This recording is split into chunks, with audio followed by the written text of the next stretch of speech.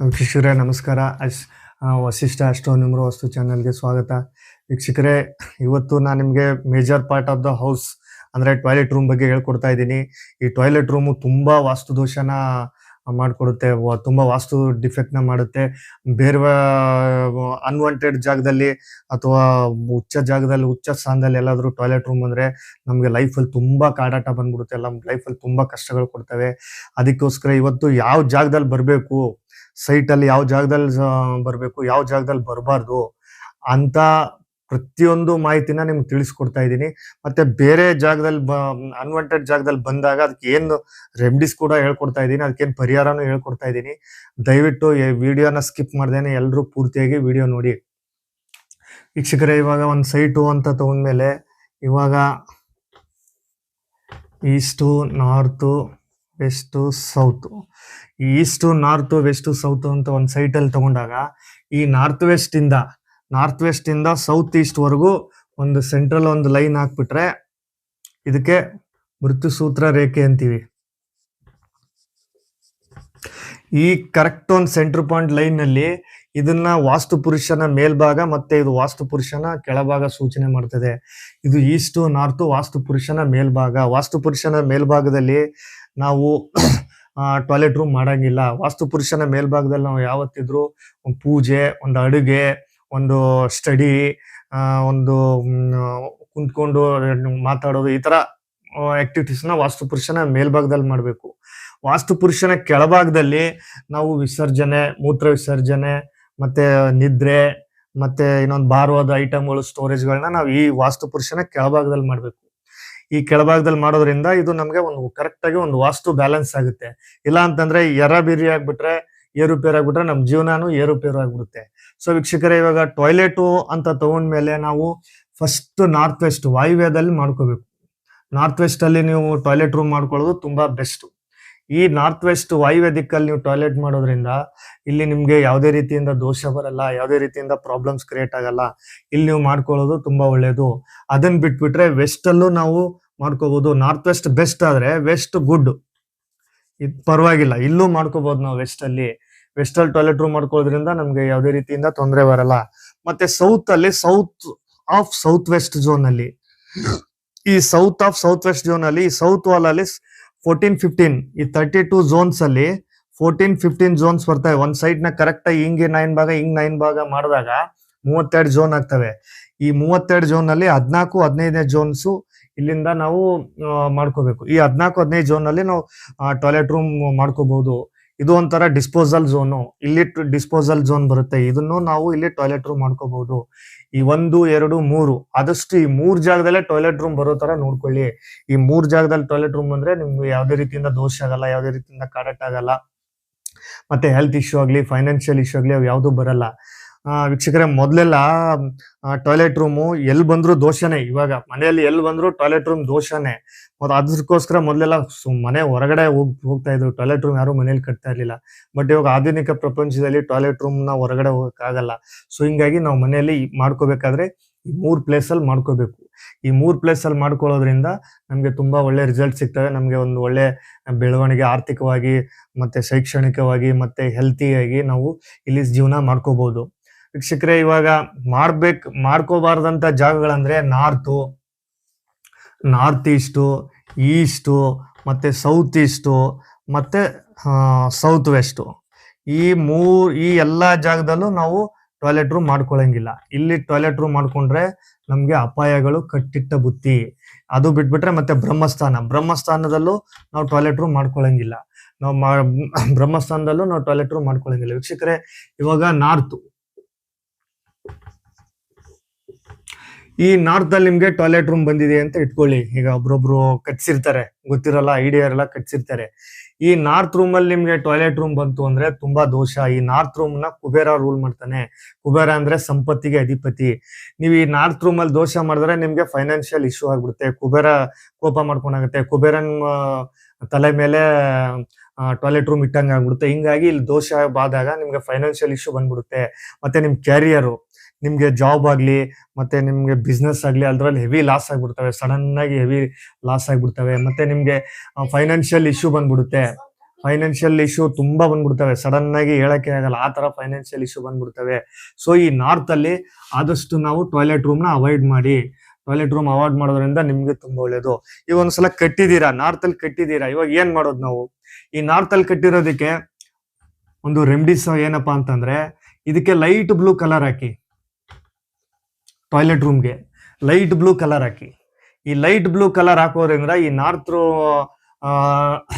North ಅಲ್ಲಿ toilet ಬಂದಿರೋದನ್ನ ಇದು light blue colour ನ ಅದು ಅಬ್ಸರ್ವ್ ಮಾಡ್ಕೊಂಡು ಅಲ್ಲಿರ್ತಕ್ಕಂಥ ನೆಗೆಟಿವ್ ಎನರ್ಜಿನ ಅಬ್ಸರ್ವ್ ಮಾಡ್ಕೊಂಡು ಅದನ್ನ ಪಾಸಿಟಿವ್ ಆಗಿ ಕನ್ವರ್ಟ್ ಮಾಡಿ ನಿಮ್ಗೆ ಒಂದು ಒಳ್ಳೆ ಲೈಫ್ ಕೊಡುತ್ತೆ. ಮತ್ತೆ ಲೈಟ್ ಬ್ಲೂ ಕಲರ್ ಹಾಕೋಬೇಕು.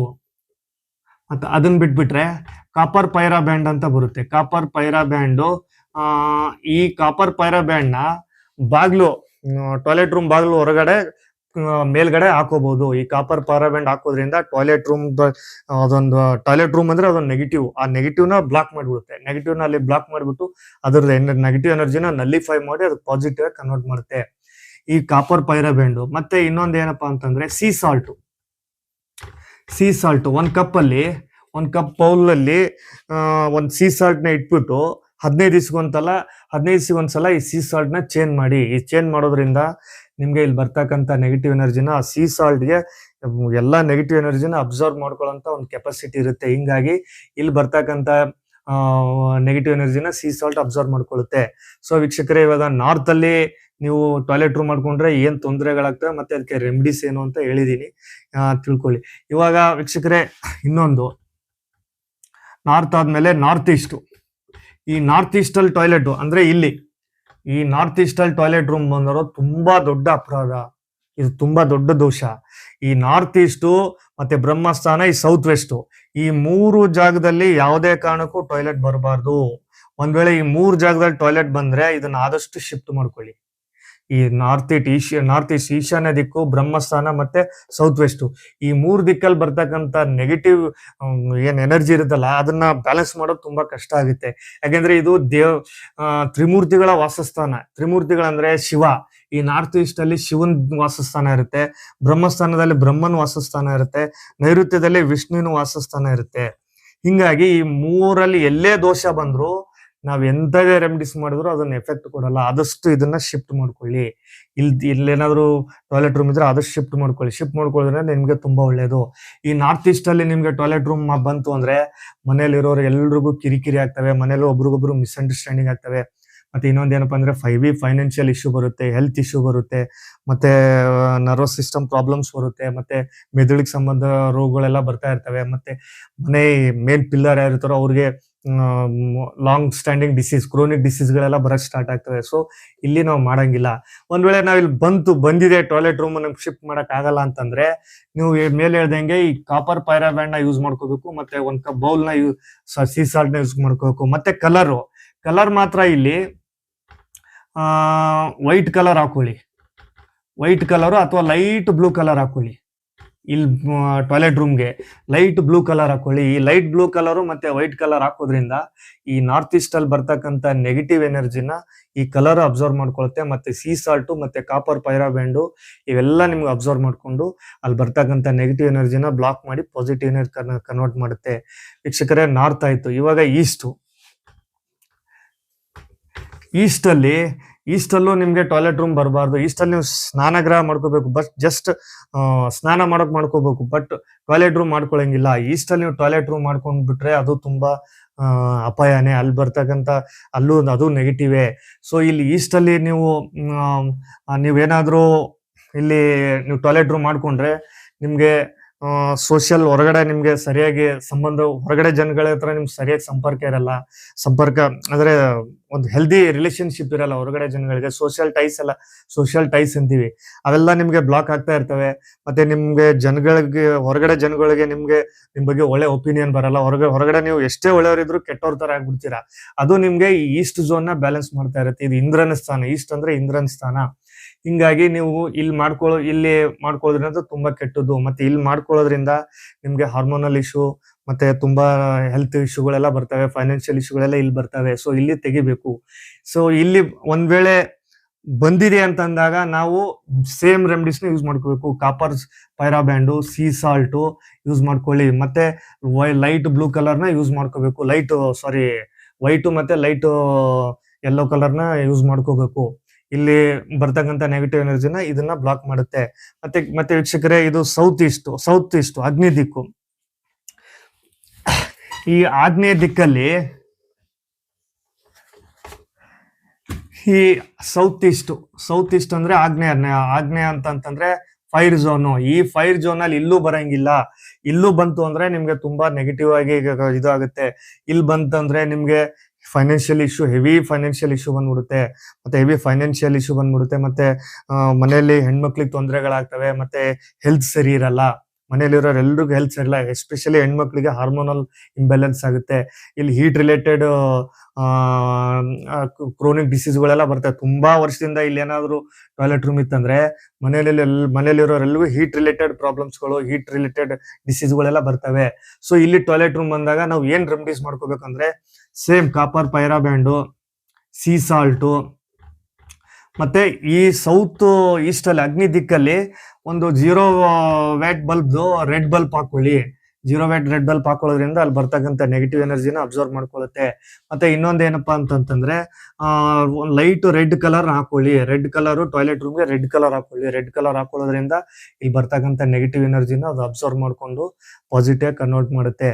ಮತ್ತೆ ವೀಕ್ಷಕರೇ, ಸೌತ್ ಈಸ್ಟ್ ಆಯ್ತು. ಈಗ ಸೌತ್ ವೆಸ್ಟ್. ಈ ಸೌತ್ ವೆಸ್ಟ್ ಅಲ್ಲೂ ನಾವು ಟಾಯ್ಲೆಟ್ ರೂಮ್ ಮಾಡೋಂಗಿಲ್ಲ. ಆದಷ್ಟು ಸೌತ್ ವೆಸ್ಟ್ ಅಲ್ಲಿ ಟಾಯ್ಲೆಟ್ ರೂಮ್ ಬಂದ್ರೆ ಇದನ್ನ ಶಿಫ್ಟ್ ಮಾಡ್ಕೊಳ್ಳಿ, ಬೇರೆ ಕಡೆ ಶಿಫ್ಟ್ ಮಾಡ್ಕೊಳ್ಳಿ. ಮಾಡ್ಕೊಳ್ಳೋದ್ರಿಂದ ನಿಮ್ಗೆ ತುಂಬಾ ಲಾಭ ಆಗುತ್ತೆ. ನೀವೇನೋ ಒಂದು 10,000 50,000 ಎಷ್ಟೋ ಖರ್ಚಾಗ್ಬೋದು, ಬಟ್ ಅದ್ರ ಮೀರಿ ನಿಮ್ಗೆ ಲಾಭ ಮಾಡ್ಕೊಡುತ್ತೆ. ಸೊ ಹಿಂಗಾಗಿ ಸೌತ್ ವೆಸ್ಟ್ ಅಲ್ಲಿ ಅಂದ್ರೆ ಇದು ವಿಷ್ಣುವಿನ ನೈಋತ್ಯ ದಿಕ್ಕು, ವಿಷ್ಣುವಿನ ವಾಸಸ್ಥಾನ ಅಂತೀವಿ. ಈ ಜಾಗದಲ್ಲಿ ನಾವು ದೋಷ ಬರ್ಲೇಬಾರ್ದು, ಅದ್ರಲ್ಲಿ ಟಾಯ್ಲೆಟ್ ರೂಮ್ ಬರ್ಲೇಬಾರ್ದು. ಆತರ ಬಂದಾಗ ನಿಮ್ಗೆ ತುಂಬಾ ಮನೇಲಿ ಇರ್ತಕ್ಕಂಥ ಎಲ್ರಿಗೂ heavy mental tension, stress, restlessness, ಮತ್ತೆ ಕ್ರೋನಿಕ್ ಡಿಸೀಸ್ಗಳು, ಮನೇಲಿರೋ ಹಿರಿಯರಿಗೆ ಒಬ್ರಿಗೊಬ್ರು ಸರಿ ಇರಲ್ಲ, ಮನೆಯಲ್ಲಿ ಒಬ್ರಿಗೊಬ್ರು ಮಿಸ್ಅಂಡರ್ಸ್ಟ್ಯಾಂಡಿಂಗ್ ಆಗೋದು, ವಾದ ವಿವಾದಗಳು ಜಾಸ್ತಿ ಆಗೋದು ಆಗ್ತಾ ಇರ್ತವೆ. ಸೊ ಹಿಂಗಾಗಿ ಸೌತ್ ವೆಸ್ಟ್ ಅಲ್ಲಿ ನೀವು ಯಾವುದೇ ಕಾರಣಕ್ಕೂ ಟಾಯ್ಲೆಟ್ ರೂಮ್ ಬರಬಾರ್ದು. ಒಂದ್ ವೇಳೆ ಬಂದಿದೆ, ಇವಾಗ ಮಾಡಿದೀವಿ, ನಮ್ಗೆ ಚೇಂಜ್ ಮಾಡಕ್ ದಾರಿನೇ ಇಲ್ಲ ಅಂತಂದಾಗ ಸೌತ್ ವೆಸ್ಟ್ ಅಲ್ಲಿ ನಿಮ್ಗೆ ಏನಾದ್ರು ಇದ್ದಾಗ ಲೈಟ್ ಗ್ರೇ ಕಲರ್ ಹಾಕಿ. Light grey earth colour. ಈ ಲೈಟ್ ಗ್ರೇ ಏನಿದೆಯಲ್ಲ, ಇದು ಅರ್ತ್ ಕಲರು. ಈ ಲೈಟ್ ಗ್ರೇ ಅರ್ತ್ ಕಲರ್ನ ಅಲ್ಲಿ ಬರ್ತಕ್ಕಂಥ ವಾಟರ್ ಎಲಿಮೆಂಟ್ ನೆಗೆಟಿವ್ ಎನರ್ಜಿನ ಈ ಅರ್ತ್ ಅಬ್ಸರ್ವ್ ಮಾಡ್ಕೊಳ್ಳುತ್ತೆ. ಮತ್ತೆ ಇನ್ನೊಂದೇನಪ್ಪಾ ಅಂತಂದ್ರೆ ಇದು ಟಾಯ್ಲೆಟ್ ರೂಮ್ದು ಸೌತ್ ವೆಸ್ಟ್ ಪಾರ್ಟ್ ಅಲ್ಲಿ, ಟಾಯ್ಲೆಟ್ ರೂಮ್ ಒಳಗಡೆ ಸೌತ್ ವೆಸ್ಟ್ ಪಾರ್ಟ್ ಅಲ್ಲಿ ಒಂದು ಹೆವಿ ಸ್ಟೋನ್ ಇಟ್ಬಿಡಿ. ಹೆವಿ ಸ್ಟೋನ್, ಒಂದ್ ಯಾವ್ದಾದ್ರು ಒಂದು ದೊಡ್ಡ ಕಲ್ಲು ಟಾಯ್ಲೆಟ್ ರೂಮ್ದು ಸೌತ್ ವೆಸ್ಟ್ ಪಾರ್ಟ್ ಅಲ್ಲಿ ಇಡೋದ್ರಿಂದ ಅಲ್ಲಿ ಬರ್ತಕ್ಕಂಥ ನೆಗೆಟಿವ್ ಎನರ್ಜಿನ ಅಬ್ಸರ್ವ್ ಮಾಡ್ಕೊಳ್ಳುತ್ತೆ. ಮತ್ತೆ same remedies, copper pyra band, rock salt ಇದನ್ನ ಇಟ್ಕೊಂಡ್ರಿ. ಮತ್ತೆ ಯಾವಾಗ್ಲೂ ಟಾಯ್ಲೆಟ್ ರೂಮ್ ನ ಯಾವಾಗ್ಲೂ ಕ್ಲೋಸ್ ಮಾಡಿಡಿ. ಈ ಟಾಯ್ಲೆಟ್ ರೂಮ್ ಎಲ್ಲೇ ಬರ್ಲಿ, ಈ ಮನೆ ಅಂದ್ಮೇಲೆ ಟಾಯ್ಲೆಟ್ ರೂಮ್ ಎಲ್ಲೇ ಬರ್ಲಿ ಕ್ಲೋಸ್ ಮಾಡಿ, ಆದಷ್ಟು ಕ್ಲೋಸ್ ಮಾಡ್ಕೊಂಡಿರಿ. ಅದು ಹೋಗುವಾಗ ಮಾತ್ರ ಓಪನ್ ಮಾಡಿಡಿ, ಮತ್ತೆ ಹೋಗ್ಬಂದ್ಮೇಲೆ ಯಾವತ್ತು ಕ್ಲೋಸ್ ಆಗಿಡೋದ್ರಿಂದ ಆ ಟಾಯ್ಲೆಟ್ ರೂಮ್ ಒಳಗಡೆ ಇರ್ತಕ್ಕಂಥ ನೆಗೆಟಿವ್ ಎನರ್ಜಿನ ಮನೆ ಒಳಗಡೆ ಬಂತು ಅಂದ್ರೆ ಮನೆ ಒಳಗಡೆ ಎಲ್ಲ ಸ್ಪ್ರೆಡ್ ಆಗ್ಬಿಡುತ್ತೆ. ಆವಾಗ ಮನೆಯಲ್ಲಿ ಕಿರಿಕಿರಿ, ವಾದ ವಿವಾದಗಳು, loss, financial unstable, health problems ಇವೆಲ್ಲ ಬರಕ್ ಸ್ಟಾರ್ಟ್ ಆಗ್ತವೆ. ಸೊ ಇಲ್ಲಿ ನಿಮ್ಗೆ ಸೌತ್ ವೆಸ್ಟ್ ಅಲ್ಲಿ ಬರೋದಕ್ಕೂ ರೆಮಿಡೀಸ್ಗಳು ಎಲ್ಲ ಇದೆಲ್ಲ ಇದನ್ನ ಮಾಡ್ಕೋಬಹುದು. ಸೊ ವೀಕ್ಷಕರೇ, ಇವಾಗ ನಾನು ನಿಮ್ಗೆ ಟಾಯ್ಲೆಟ್ ರೂಮ್ ಎಲ್ಲಿ ಬರಬೇಕು, ಎಲ್ಲಿ ಬರಬಾರ್ದು, ಮತ್ತೆ ಬಂದಿರೋದ್ರು ಏನ್ ತೊಂದರೆಗಳಾಗ್ತವೆ, ಇವೆಲ್ಲ ನಿಮ್ಗೆ ಕ್ಲಿಯರ್ ಆಗಿ ಎಕ್ಸ್ಪ್ಲೇನ್ ಮಾಡಿದೀನಿ. ಇನ್ನೂ ಇದ್ರ ಬಗ್ಗೆ ಹೇಳ್ಬೇಕು ಅಂದ್ರೆ ತುಂಬಾ ಹೇಳೋದಿದೆ. ಯಾವ್ದು ಟೈಮ್ ಜಾಸ್ತಿ ಆಗೋದಕ್ಕೆ ನಾವು ಮೇನ್ ಪಾಯಿಂಟ್ಗಳನ್ನ ಹೇಳಿದೀನಿ. ಇದ್ರಲ್ಲಿ ನಿಮ್ಗೆ ಏನಾದ್ರು ಡೌಟ್ಸ್ ಇದ್ರೆ ನನ್ಗೆ ಕಮೆಂಟ್ಸ್ ಮಾಡಿ, ವಾಟ್ಸಪ್ ಅಲ್ಲಿ ಮೆಸೇಜ್ ಹಾಕಿ. ನಿಮ್ಗೆ ಕ್ಲಿಯರ್ ಆಗಿ ಅದ್ರ ಬಗ್ಗೆ ನಾನು ಹೇಳ್ಕೊಡ್ತಾ ಇದ್ದೀನಿ. ಮತ್ತೆ ಇದನ್ನ ಆದಷ್ಟು ಜನಗಳಿಗೆ ಶೇರ್ ಮಾಡೋದ್ರಿಂದ ಅವ್ರಿಗೂ ತುಂಬಾ ಒಳ್ಳೆ ರಿಸಲ್ಟ್ ಬರುತ್ತೆ. ಅವ್ರಿಗೂ ಏನೋ ಒಂದು ಐಡಿಯಾ ಬರುತ್ತೆ, ನಿಮ್ಮಿಂದ ಅವ್ರಿಗೂ ಒಳ್ಳೇದಾಗುತ್ತೆ. ಸೊ ಇಷ್ಟು ಹೇಳ್ತಾ ನನ್ನ ಇವತ್ತಿನ ಈ ಟಾಪಿಕ್ ನ ಇದು ಮಾಡ್ತಾ ಇದ್ದೀನಿ. ಧನ್ಯವಾದಗಳು.